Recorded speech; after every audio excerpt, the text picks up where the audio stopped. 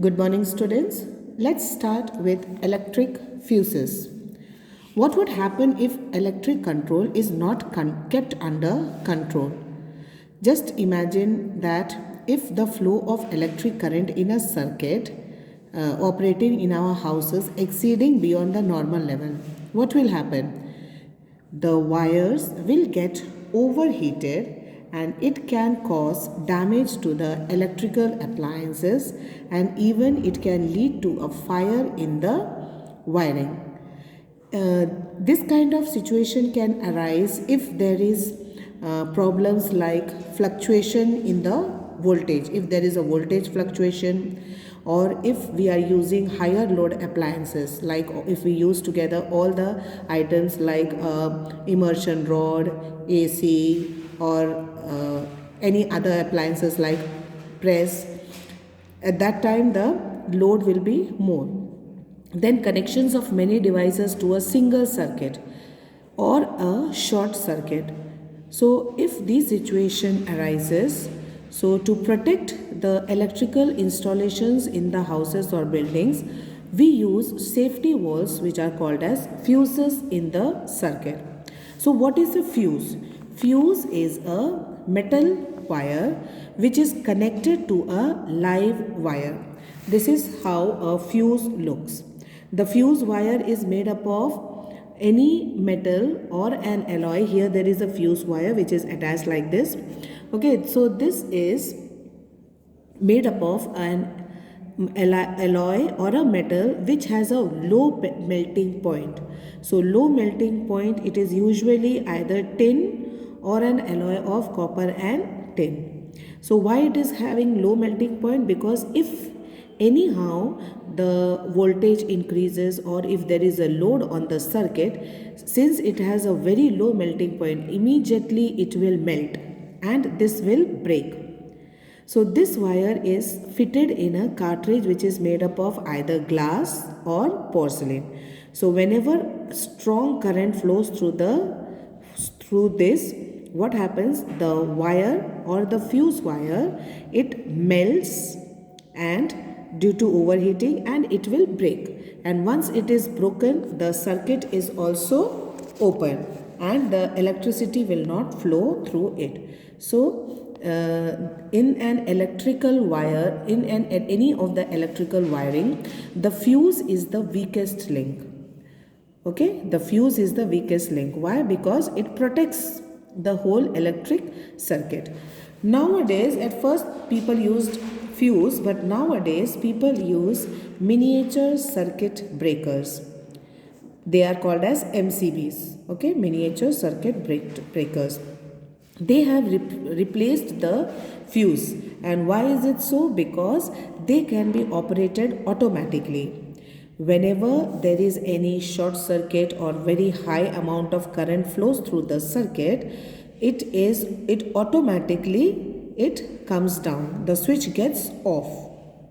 And then afterwards it can be reset again. So nowadays, instead of fuse, what do we use? We use miniature circuit breakers, that is MCB. Now after the heating effect of current, let's move on to the magnetic effect of current. You have studied about magnets, children, in class 6th. And you know that a magnet, when it is suspended freely, it will always align itself to a north-south direction.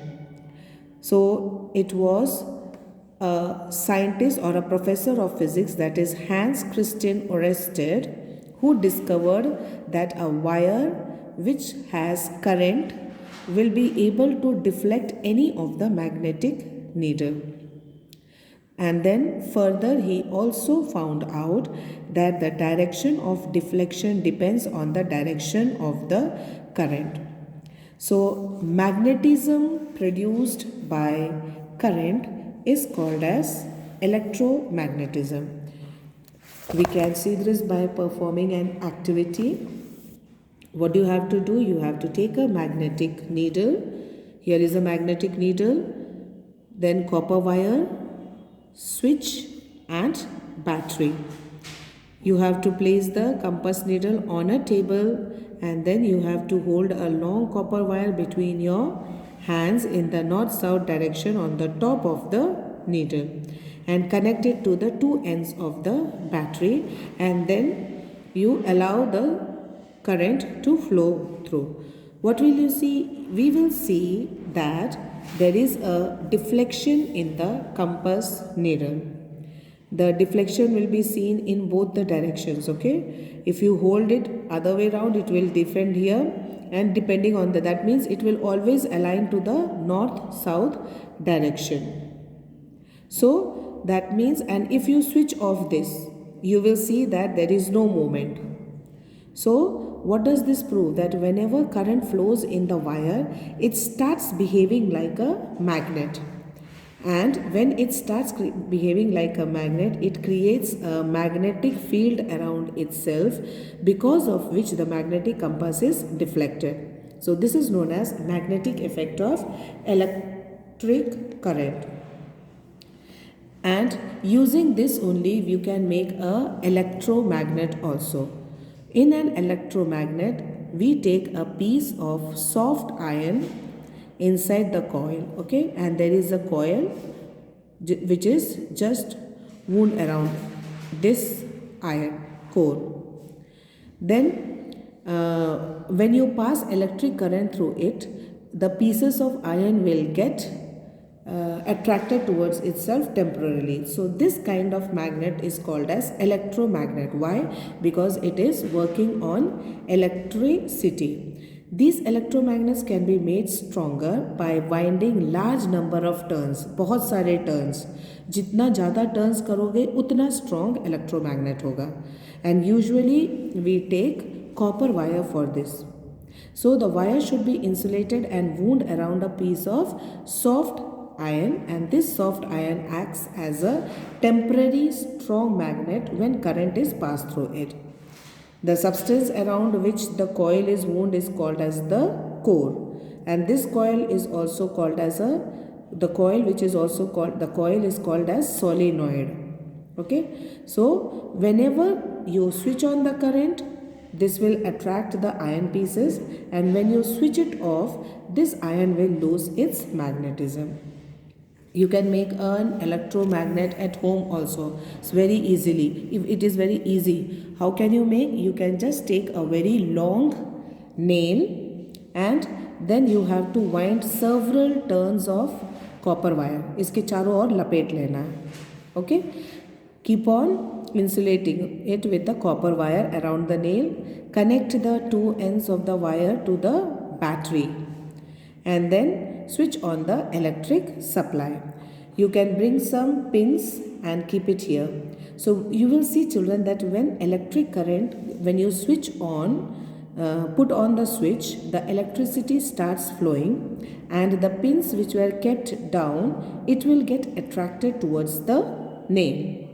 And as soon as you switch off, all the current flowing stops, and this pins will get detached. It will fall off automatically.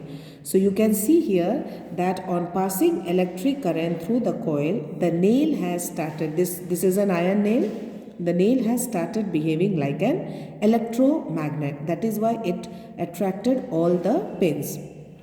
And this electromagnet loses its magnetism as soon as the current is switched off. So this is how you can make an electromagnet at home. I hope, children, that this much is clear to all of you. The rest will continue in the next video. Thank you and have a wonderful day.